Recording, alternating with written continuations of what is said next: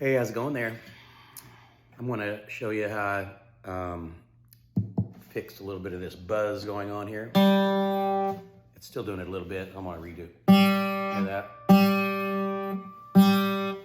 It's because I actually lowered this bridge myself by taking the white bridge off and sanding it down a little bit on a piece of sandpaper. It's the first time I ever did that, so I was kind of trial running it, and I went a little bit too low on it, but I think I can fix it by adjusting the truss rod right here. So I'm going to show you how I did that. First thing is take the tension off the strings.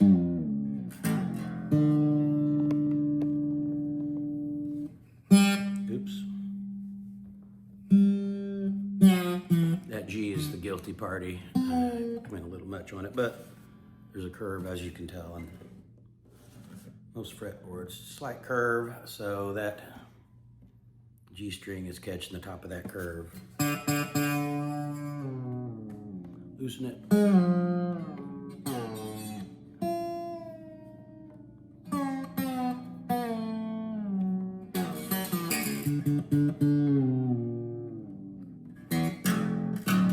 All right, take this and kind of pull those babies over. Pull them over, get them out of the way. Let's see here. That, some of this, some of that, and then I'll put this one right there, right there. And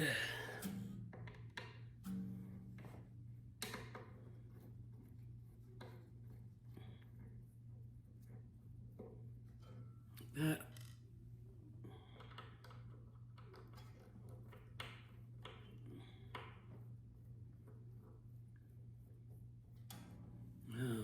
Okay.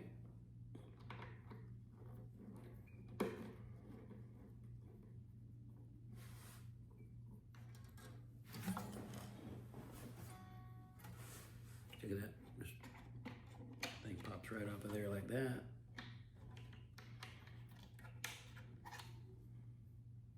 Set it right in. Okay, this 9 3/32 socket. I eyeballed it in my socket set right here.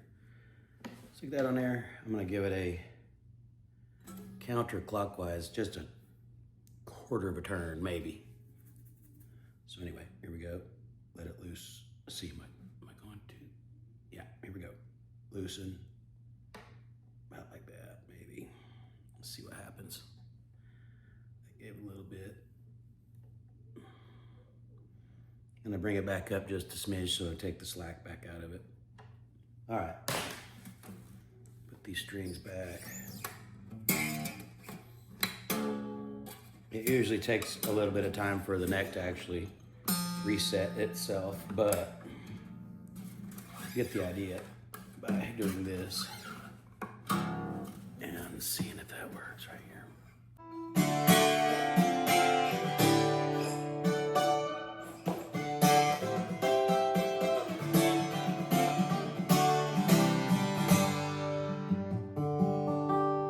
No buzz. Sounds awesome.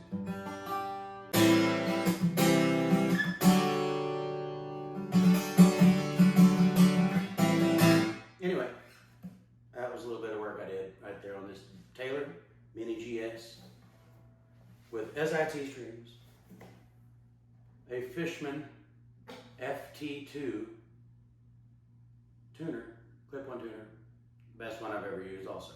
Anyway, quick rundown on what I do sometimes during the day. Cool guitar, and 9 3/32.